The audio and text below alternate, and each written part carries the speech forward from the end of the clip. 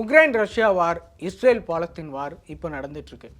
இப்போ இந்த வாரோட China Taiwan வாரும் நடக்க போகுதா அப்படின்னு ஒரு மிகப்பெரிய பதட்டம் உலக நாடுகளிடையே ஏற்பட்டிருக்கு.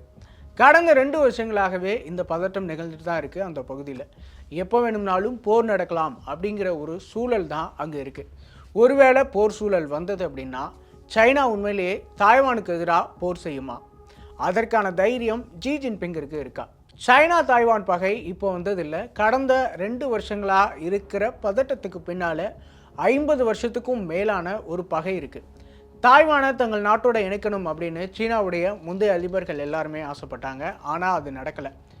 இப்போ அதை நடத்தி காட்ட ஜி ஜின்பிங் ஆசைப்படுறாரு. ஒருவேளை அதை நடத்த ஜி ஜின்பிங் ரெடி ஆகிட்டாரு அப்படின்னா 3 கேள்வி அவர் முன்னால் இருக்குது. நம்பர் 1, தாய்வான் மேலே படையெடுப்பு நடத்துறதில்ல சைனாவுக்கு இருக்கிற சிக்கல் என்ன?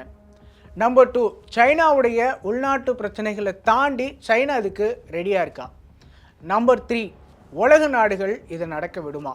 முதல் கொஸ்டினுக்கான ஆன்சர், சைனா நினைக்கிற மாதிரி தாய்வானில் ஈஸியாக இன்வெஸ்ட்மெண்ட் பண்ண முடியாது. சைனாவுடைய பலத்துக்கு முன்னால் தாய்வானுடைய படை சிறியதாக இருக்கலாம், ஆனால் அதுக்காக ரொம்ப பலம் குறைஞ்சது அப்படின்னு சொல்ல முடியாது. தாய்வானுடைய மிலிட்ரி ரேங்கிங் சர்வதேச அளவில் நம்பர் 24 சைனாவுடையது நம்பர் 3. ஆனால் இந்த டேபிளை மட்டும் வச்சு சைனாவால் தாய்வானை வீழ்த்த முடியாது. நிஜ போர்க்களத்தில் சைனாவுக்கு சிக்கல்கள் இன்னும் அதிகமாக இருக்குது. சைனா தாய்வானுக்கு எதிராக படையெடுப்பு நடத்தினா ஜியோகிராஃபி அண்ட் வெதர் இது ரெண்டுமே சைனாவுக்கு முதல் எதிரியாக வந்து நிற்கும். 2 நாடுகளுக்கும் இடையில் ஒரு பெரிய கொந்தளிப்பை கொண்ட ஆழமான கடல் ஒன்று இருக்குது. கிட்டத்தட்ட 140 கிலோமீட்டர் இருக்குது. ஏற்கனவே சொன்ன மாதிரி இந்த கடல் கொந்தளிப்பான ஆழமான கடல். சைனா நிலையா நின்று இங்கேருந்து சண்டை போட முடியாது. இது தாய்வானுக்கு கிடைச்ச ஒரு நல்ல வாய்ப்பு. இதே போல் தாய்வான் இராணுவ ரீதியாகவும் தயாராக இருக்குது. தாய்வானுடைய மிலிட்ரி ஸ்ட்ராட்டஜிக்கு பெயர் பார்க்குபைன் டிஃபென்ஸ். பார்க்குபைன் அப்படின்னா முள்ளம்பன்றி தான்.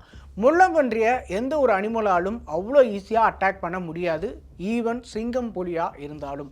அந்த அனிமலுடைய டிஃபென்ஸ் தான் தாய்வானுடைய defence system.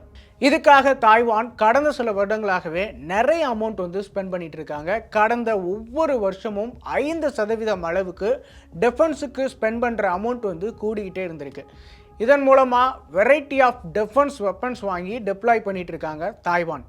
Anti-ship missiles, naval mines, landing spikes, mobile missile லான்ச்சர்ஸ்னு சைனா தாய்வானுக்குள்ளே வந்தால் இதெல்லாம் ஈஸியாக அடிச்சிட முடியும். ஆனால் தாய்வானுடைய நிலப்பரப்பு இதற்கு அனுமதிக்கிறது.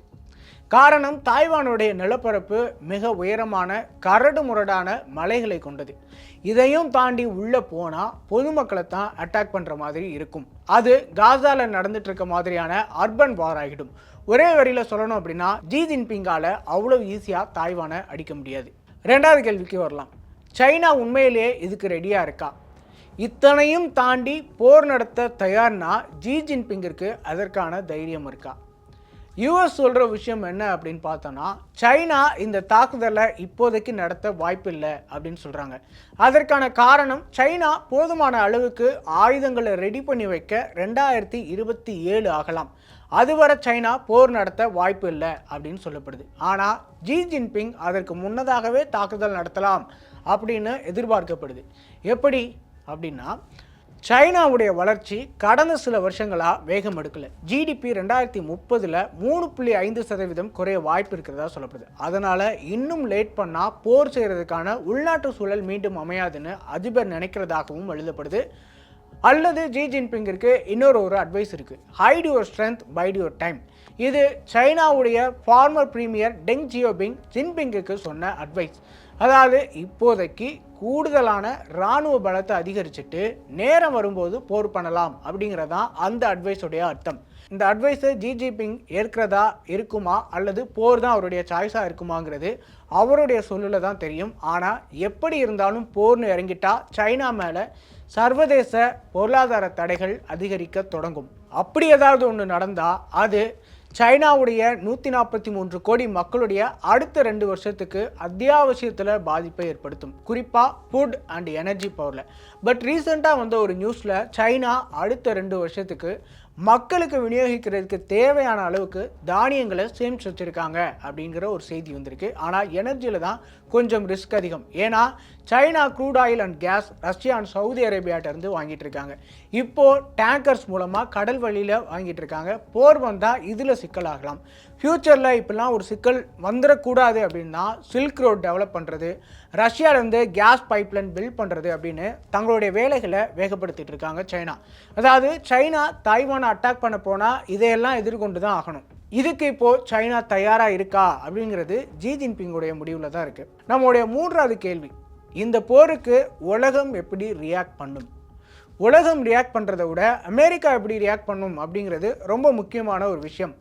தாய்வானுக்கு தன்னுடைய ஆதரவை வழங்க தயார் அப்படின்னு ஒயிட் ஹவுஸ் சொல்லிட்டாங்க. ஆனால் அது எந்த வகையில் அப்படிங்கிறது சொல்லப்படவே இல்லை.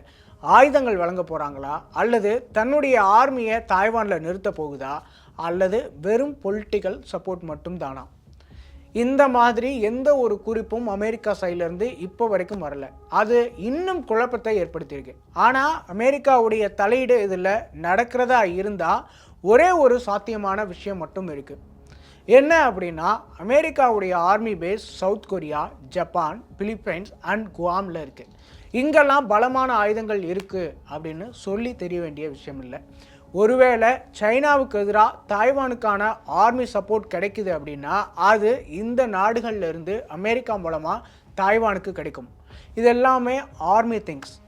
இதை தாண்டி தாய்வானை பாதுகாக்க சர்வதேச நாடுகளுக்கு வேறு ஏதாவது ரீசன் இருக்கா அப்படின்னா கண்டிப்பாக இருக்குது. அது உங்கள் லேப்டாப், உங்கள் மொபைல், டிவி, கம்ப்யூட்டர், கால்குலேட்டர் எதுலனாலும் இருக்கலாம். உலகத்தோட 90% சிப் தேவையை தாய்வான் தான் தீர்த்து வைக்குது. அந்த அளவுக்கு தாய்வானுடைய ஆதிக்கம் உலக அளவில் இருக்குது. அது பெரிய அளவில் வெளியே தெரியலை. எல்லாமே அட்வான்ஸ்டு செமிகண்டக்டர் சிப்ஸ். ஒரு போர்னு வரும்போது அந்த நாட்டுடைய முக்கியமான பொருளாதார வளர்ச்சிக்கான சக்தியை தான் எதிரி நாடுகள் அழிக்க நினைக்கும். அந்த வகையில் தன்னுடைய தேவைக்காக தாய்வானுடைய இந்த சிப் ஃபேக்ட்ரிஸ் எல்லாம் அழிக்கிறதுக்கு சைனா ஒருபோதும் தேங்காது. அப்படி ஒருவேளை போரில் அதெல்லாம் அழிக்கப்பட்டால் இன்னும் அதையெல்லாம் திரும்ப அடைகிறதுக்கு 10 வருடங்களுக்கும் மேலாகலாம்.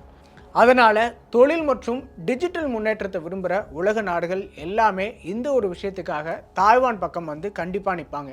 சைனாவை பொறுத்தவரை தாய்வான் ஒரு நாடு கிடையாது. சைனாவுடைய ஒன் சைனா பாலிசி படி சைனாவை ஒரு நாடாக அங்கீகரிக்கிற நாடுகள் எல்லாமே ஒன் சைனா பாலிசியை அங்கீகரிக்கிறதா தான் அர்த்தம்.